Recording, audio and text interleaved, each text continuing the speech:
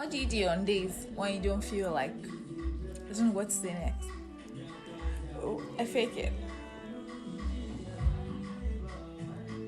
This face cannot stop me from being happy. Hello and welcome to another episode of my acne journey with Miss Queen of Acne. I'm excited to share my story with everyone, the struggle, the process, and everything I've learned along the way. If it's your first time here, please like, share, and subscribe. And if you're a returning subscriber, thank you for your constant support.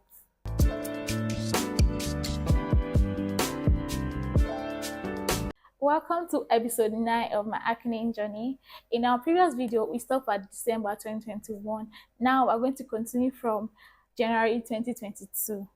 In 2022, a lot of things happened in 2022, but we're going to be talking about the half of it. That means from January to June 2022. In January, I thought I'd lost all the connection I have with the clinic. I thought I was never going to go back to the clinic. My GP dropped in school. I had carryover. Mentally, I wasn't having it to myself. Let's dive into the reason why all those things happened in the half of 2022. I remember praying to God while crossing over to the new year. I was only praying for a clear skin.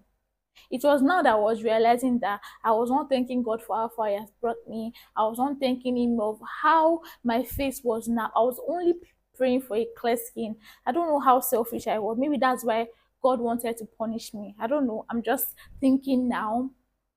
In January, my face started to swell. It was swelling, and it was so big. It was very painful. I was sad because I was going to resume in school in February.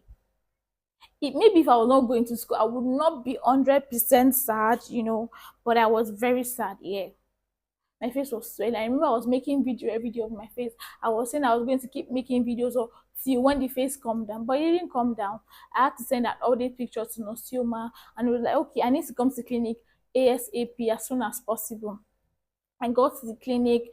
They did, I can't remember the procedure I did at the clinic, but I know they gave me canal shots and we did a peel, and my face peeled for 7 days. I mean, I thought, oh, thank God, I can now go back to school, right? My face has stopped peeling. If only I knew.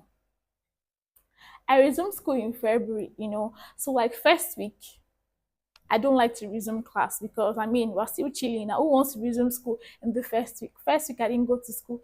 Second week, my face started getting rough again. I'm like, I'm not resuming school. Oh. Now when you want to resume a new session, everybody wants to go in with a new skin, new things and everything. And I'll be going with this in my face. I'm not ready.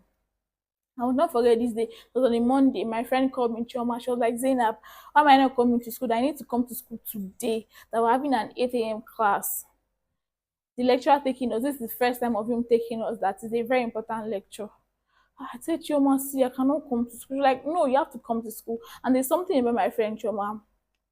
If you have a scholarly friend, ha, they will always force you to do something. I'm like, okay, it's fine. I would come to school.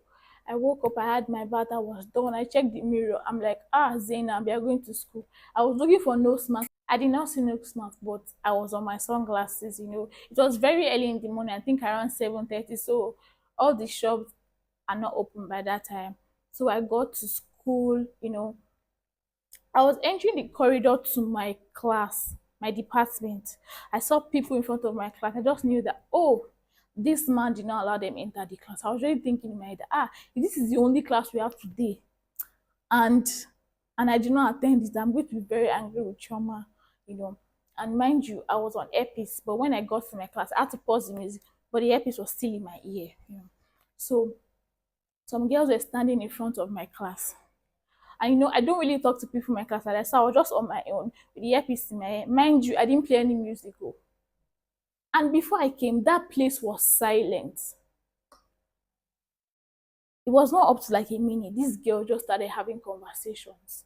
We were like, they were speaking in Yoruba. Oh. They just said, some people like this, I don't know how they cope with acne, with pimples they call it, pimples on their face. Ẹ̀gbọ́n mi tó ní acne, the elder sister that had acne. She tried this and that. They just started talking about all the conversation they were having there was acne. Why was it that when I got there, that's when you knew that you're going to talk about acne? Why? Like some people are just someone, they're very insensitive. Imagine that I didn't want to come to school and I didn't like the way I was feeling, but I got to school and see what they were saying. Maybe they thought I was not hearing because I was with herpes in my ear. I was on my shades. I just walked past them. I walked to the back of the faculty. We have mocks at the back of our faculty. I went there. I went to lie down. That was the first day in my life I was going to cry in school. Like that's why I can never forget that day. That was the first day I cried in school. I went to lay down. I cried. I just lay down there. Then after the class ended, my friend called me that Zainab, what's up? That the man allowed some people to enter the class. That why did I not enter? I told her that nothing. She was like, "Are you sure?" I just told her that nothing. That Chomasi, just pray for me. My friend held my hand. She prayed for me for over 10 minutes. As she was praying, I just kept crying because I didn't want to tell her anything because my friends are they always go overboard for me. If I say something that happened, she might go and meet them and start confronting them. But the thing is that they didn't mention my name, right? But it was just so insensitive of them. After we were done praying, it was time for the next class. I can remember Chioma asking me that if I wanted to attend the next. I told her I will attend the next class. That I came for the first class, I didn't attend it, so let me just attend the second class, right? So I was in the second class. I just knew that I cannot attend this class. I just told Chioma, please help me write the attendance. I can't attend this class. I need to just leave here. She was like, that's fine. That I should go. She understand. I was like, thank you very much. I left. So as I was leaving my faculty, we have this all in my faculty, 2 in 1. I think they were doing fresher party or something. And I'm like, let me just go and listen to music before I go back home. Since I'm already sad. If I had known, I would have not entered that hall. So when I entered the hall, I was looking for a place to sit down where, when nobody would just see me and my song, let me just sit down there. So when I was passing, I saw some girls, there were three sitting down. So like our eyes looked at each other. So I sat down at their front. I sat down. It was not even up to it was not even up to 5 minutes. One of them just said, you don't see that girl's face. Madam, like, can this day just end already? I'm like, which girl? That girl in Alfred, you don't see her face. This girl is trying. How will she come into school? If I have just one pimples of my face, I would not come to school. She has all these pimples on her face and she's still coming to school. She's trying. It was that new moment I knew I had effed up. I stood up, I just looked at their face and I smiled. I walked outside. I was very sad again. What is today's date, Seth? Make I know today's date. Hey, I think that one was not enough. When we're done, I called my friend Renike. She was at home. She said she was in her hostel. And Nike makes me happy. Like if I see my friend, she's going to make me happy. I'm like, let me just go to my friend's house. I got there, started just with my friend. I forgot everything that happened in school. You know, I got a message on my phone. I read the message. Hello, Zainab, how are you? I'm sorry I'm intruding in your privacy. I just want to ask you that what are you using for your face? I'm not intruding in your privacy. What are you using for your face? I want to let you know that maybe those things is not working for your face. The clinic you are going, maybe you're just wasting money. I can recommend something for you to use that would work. It is herbal medicine that you can use. Agbo. I'm not, madam, like, girl, before real, you are intruding in my privacy. If you're not intruding in my privacy, you not be asking me those dumb questions. Honestly, I didn't know what to say to her. I just gave my friend the phone. Renike Agbanix. She replied, she gave her the best reply. Honestly, I wish I had that chat on my phone, but I can't find the chat. After that day, that incident happened, my attention went down to zero. Going to school became a chore for me. Even if I would go to school, I wouldn't listen because every time I leave my house in the morning, it felt like that was the only time people were noticing me. The by if God, everybody had something to say about my face. It now felt like everything I've been doing since is not working. Like I don't know why that time I was not thinking that Zainab, don't you know where we're coming from? I don't know. That time, the emotions I was feeling was joy. I don't know. It was just, I mean, I don't know if the emotions were valid, but that time was so hard because everybody had something to say. Like every day, I legit leave my house. If I'm going out, I just to buy just small biscuits. Somebody had something to say. It got to a point I stopped going to class, honestly. Do you know when my eyes opened was when we saw a result for that semester. Hey, I had a carryover and my GP was nothing to write home about. That's when I knew that okay, okay. Now we're in June.